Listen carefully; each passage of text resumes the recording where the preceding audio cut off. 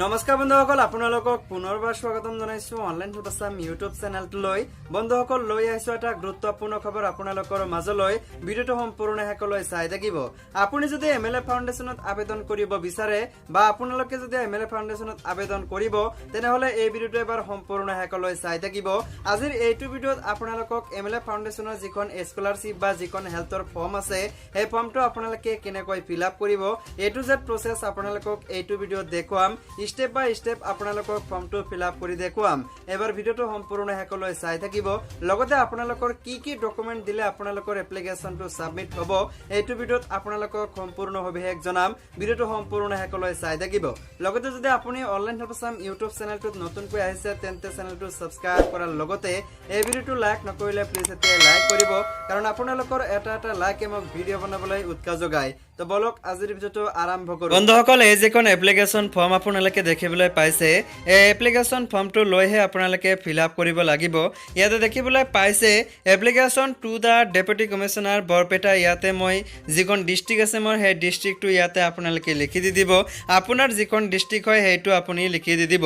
এই যিখন application form আছে এইটো হ'ল এডুকেশ্যনৰ কাৰণে। ইয়াতে দেখিবলৈ পাইছে benefit under MLA area development fund chart government of Assam LAC। আপোনালোকৰ যিখন বিধানসভা সমষ্টি আছে সেই বিধানসভাৰ সমষ্টি আপোনালোকে LAC যিখন অপশ্যন আছে তাতে লিখি দিব। তাৰপিছত নাম্বাৰ 1ত কোৱা হৈছে নেম অফ দ্য এপ্লিকেণ্ট। তো আপোনাৰ নামটো ইয়াতে লিখি দি দিব। যদিহে আপোনালোকে আবেদন কৰিব বিচাৰে, আপোনালোকে নামটো আপোনালোকে সদায় ব্লক লেটাৰ অৰ্থাৎ কেপিটেল লেটাৰত আপোনালোকে লিখিব লাগিব। লগতে 2 নম্বৰত কোৱা হৈছে আপোনাৰ যিখন ডেট অফ বাৰ্থ আছে, জন্মৰ তাৰিখ, এইটো প্ৰথমতে দিন, তাৰপিছত মাহ, তাৰপিছত ইয়াৰ্ছটো আপোনালোকে দি দিব। 3 নম্বৰত কোৱা হৈছে জেণ্ডাৰ। আপোনালোকৰ যিখন জেণ্ডাৰ আছে সেইটো দি দিব, মেল ফিমেল বা আদাৰ্ছ হ'লে আদাৰ দি দিব। তাৰপিছত 4 নম্বৰ এ কোৱা হৈছে গাৰ্জেন নেম কি আপোনালোকৰ সেইটো ইয়াতে দি দিব। যেনে ধৰক আপোনালোকৰ দেউতাৰ নাম, তো আপোনালোকে দেউতাৰ নাম বা মাকৰ নাম যি হয় আপোনালোকে সেইটো লিখি দি দিব। তাৰপিছত ইয়াতে বি কৈছে 4 নম্বৰ গাৰ্জেন্স অকুপেশ্যন, আপোনাৰ দেউতাই কি কৰে, ইয়াতে মই ফাৰ্মাৰ দি দিছোঁ। তাৰপিছত 4 নম্বৰ চি কোৱা হৈছে ৰিলেশ্যনশ্বিপ। ওপৰত যিজন গাৰ্জেনৰ নাম দিছে আপোনালোকৰ কি হয়, ইয়াতে দেখিবলৈ পাইছে মই ফাদাৰ অপশ্যনটোত ইয়াতে টিক মাৰ্ক দি দিছোঁ। তো আপোনালোকে ঠিক তেনেকৈ আপোনালোকে যিজন গাৰ্জেনৰ নাম দিয়ে বা আপোনালোকৰ যি হয় সেইটো আপোনালোকে টিক মাৰ্ক লগাই দি দিব।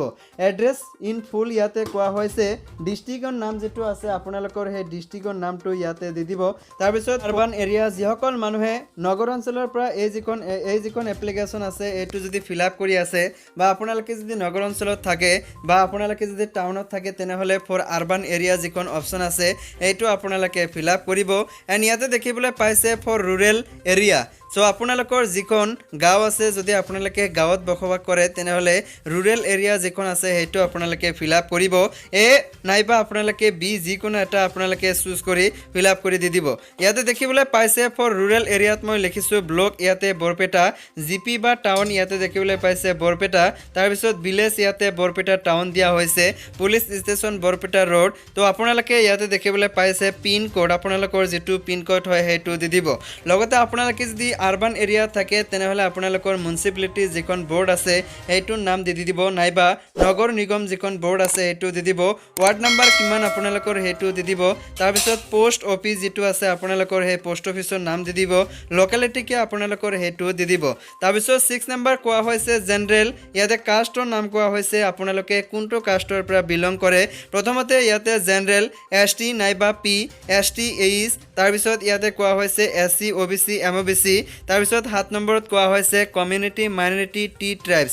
তো ইয়াতে আপোনালোকৰ যিটো কাষ্ট হয় সেইটো দি দিব। মই জেনেৰেলত যিখন জেনেৰেল আছে সেইটোত মই টিক মাৰ্ক দি দিছোঁ। 8 নম্বৰত কোৱা হৈছে ইয়াতে ৰিলিজন আপোনালোকৰ কি, অৰ্থাৎ ধৰ্ম কি আপোনালোকৰ, আদাৰ, জৈন, বুদ্ধিষ্ট, শিখ, খ্ৰীষ্টান, মুছলিম, হিন্দু। তো আপোনালোকৰ যিটো হয় সেইটো দি দিব।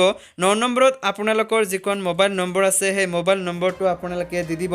মনত ৰাখিব আপোনালোকে ভেলিড মোবাইল নম্বৰ দিব, যাতে আপোনালোকক কল কৰি তেওঁলোকে কণ্টেক্ট কৰিব পাৰে। লগতে 10 নম্বৰত কোৱা হৈছে বেংক এণ্ড পেন ডিটেইলছ আপোনালোকে বেংকৰ ডিটেইলছ অৰ্থাৎ আপোনালোকৰ বেংক ব্ৰাঞ্চ নাইবা একাউণ্ট নম্বৰ দিব লাগিব বেংক নেম আপোনালোকৰ কি হেতু দি দিব মই দিছো state bank of India B নম্বৰত কোৱা হৈছে ব্ৰাঞ্চ কি আপোনালোকৰ যিখন বেংক আছে হেতুৰ ব্ৰাঞ্চ কোড বৰপেটা ৰোড মই দি দিছো তাৰ পিছত ব্ৰাঞ্চ আইএফএসসি কোড যিখন হয় হেতু দি দিব আপোনালোকে পাছবুকত পাই যাব হেতু একাউণ্ট নম্বৰ কিমান আপোনালোকৰ হেতু দি দিব আপোনালোকে পাছবুকত পাব লগতে একাউণ্ট হোল্ডাৰ্ছ নেম আপোনাৰ নাম কি এইটো আপোনালোকে দি দিব অলৰেডি মই দি দিছো যদি আপোনালোকৰ পেন কাৰ্ড আছে তেনেহলেহে আপোনালোকে পেন নম্বৰ যিখন আছে এই পেন নম্বৰ অপচনটোত আপোনালোকৰ যিখন পেন নম্বৰ আছে হেতু দি দিব যদি আপোনালোকৰ নাই তেনেহলে নিদিলেও হ'ব ইয়াতে দেখিবলৈ পাইছে গোটেইকেইটা অপচনত ষ্টাৰ মাৰ্ক দিয়া আছে ষ্টাৰ মাৰ্ক ইয়াতে পেন নম্বৰ যেটো আছে হেতুত ষ্টাৰ মাৰ্ক দিয়া নাই সো আপোনালোকে নিদিলেও হ'ব এটো অপচনেল তাৰ পিছত এডুকেশনাল কোৱালিফিকেশন ইয়াতে আপোনালোকৰ কিমান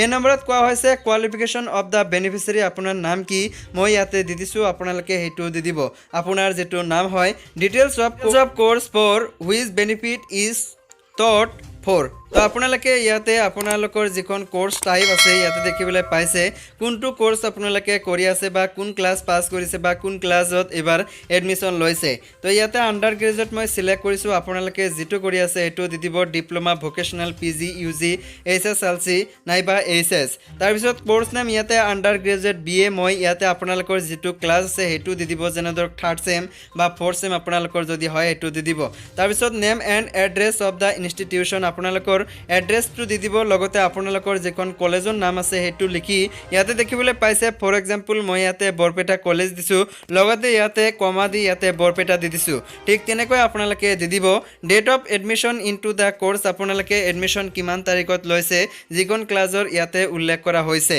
তো আপোনালোকে যিখন ক্লাছত এডমিশন লৈছে হে ক্লাছৰ যিখন যেদিনা আপোনালোকে এডমিশন লৈছে এদিনাই দি দিব নতুবা আপোনালোকৰ যিখন এডমিশন ৰিসিভ আছে হেতু চাই আপোনালোকে দি দিব ইয়াতে whether any family member of the beneficiary is a government employee তো আপোনালোকৰ ঘৰৰ কোনোবা যদি গভৰ্নমেণ্ট এমপ্লয়েড বা চৰকাৰী চাকৰিয়াল হয় তেনেহলে ইয়াতে ইয়েস দিব আৰু যদি নাথাকে তেনেহলে নো দি দিব whether any gov aid is under any head if yes please give details তো আপোনালোকে ইয়েস দিলে আপোনালোকে দিব লাগিব ডিটেইলছ তো ইয়াতে মই নো দিছো তাৰ পিছত 14 নম্বৰত কোৱা হৈছে আইডি প্ৰুফ টাইপ তো আপোনালোকে যিখন আইডি দি দিব মই ইয়াতে ফৰ এক্সাম্পল ভোটাৰ আইডি দি দিছো নাইবা আপোনালোকে যদি পেন কাৰ্ড বা আধাৰ কাৰ্ড দিয়ে দি দিব ইয়াতে বি নম্বৰত দেখিবলৈ পাইছে আইডি নাম্বাৰ মই দি দিছো তাৰ পিছত ইয়াতে দেখিবলৈ পাইছে নেম অন আইডি তো আপোনালোকে যিজনৰ আইডি দি দিছে আপোনালোকে ইয়াতে নামটো দি দিব এনৰোল ইন আধাৰ যদি আপোনালোকৰ আধাৰ আছে তেনেহলে ইয়েস নাথাকিলে নো দিব যদি আপোনালোকে ইয়েস দিয়ে তেনেহলে আপোনালোকৰ যিখন আধাৰ নম্বৰ আছে